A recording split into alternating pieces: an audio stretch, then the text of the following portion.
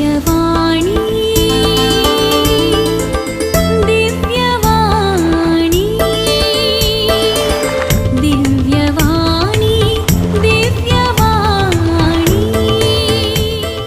मोगाच्या भुरग्यानो म्हाका काणयो आयकूंक काणयो वाचूंक आनी काणयो सांगूंक बरें लागता आवडटा. तुमकां काणयो आयकूंक बऱ्यो लागतात मूं? हांव जाणा तुमकां काणयो आयकूंक बऱ्यो लागतात. आज हांव तुमकां एसोपाच्या काणयांतली एक काणी सांगतां. एसोप हो आमच्या गांवचो न्हय. खंयच्या देशाचो जाणा तुमी? ग्रीक म्हणल्या देशांतलो तो मनीस. ताच्यो जायत्यो बऱ्यो बऱ्यो काणयो आसात. पूण आज हांव तुमकां एकूच काणी सांगतां आनी ते काणयेचें नांव आसा शिव, गाडू आनी कोलो. तर आतां चीत दिवन मन दिवन ही काणी आयकात. एका गांवांत एक शिव, एक गाडू आनी एक कोलो आसलीं आनी तांची बरी इश्टागत जाली. एक दीस त्या गायनी सांगाता शिकारेक वचूंक ठरयलें. रानांत गेलीं. कांय वेळान तांकां एक मनजात मेळ्ळी आनी शिवान त्या मनजातीक मारली. आनी मागीर शिवान गाडवाक म्हणलें, आतां आमी तेग जाण आसाव न्हय आनी आमी इश्ट. तूं 3 वांटे घाल. गाडवान म्हणलें, बरें हांव करतां. गाडवान एक सारके समान 3 वांटे केले. कोणाक चड ना आनी कोणाक उणें ना.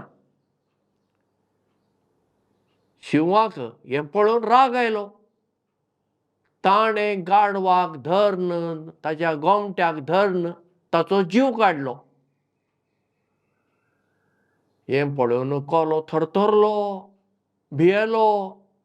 आतां म्हजें कितें जातलें म्हूण तो घो बसलो.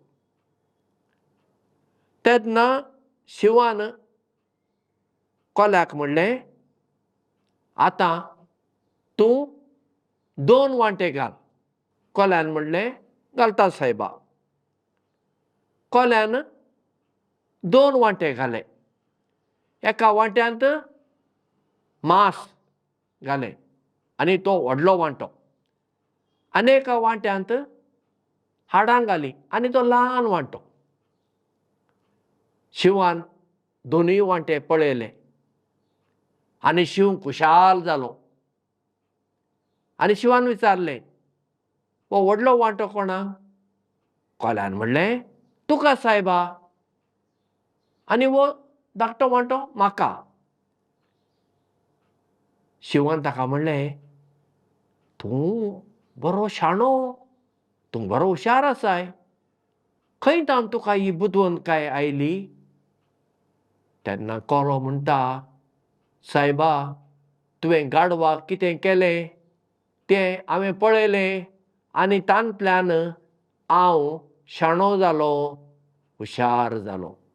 भुरग्यांनो, हे काणयेंतल्यान तुमी कितें शिकल्यात? ही काणी तुमकां बरी लागली वय? कशी लागली तें म्हाका तुमी मागीर सांगात. जेन्ना आमी मेळटाव न्हय त्या वेळार तुमी म्हाका सांगात आं.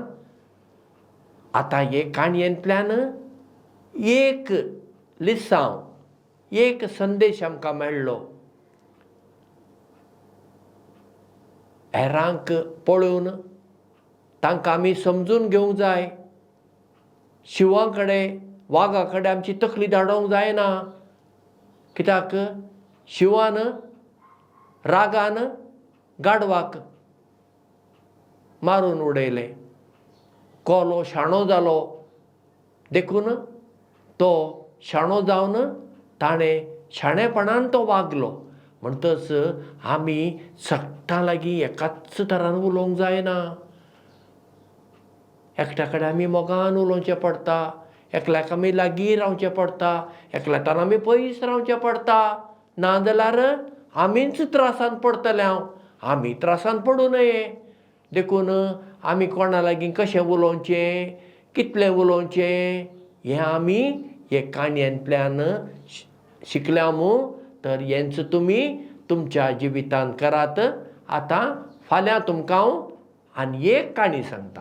दिव्यवाणी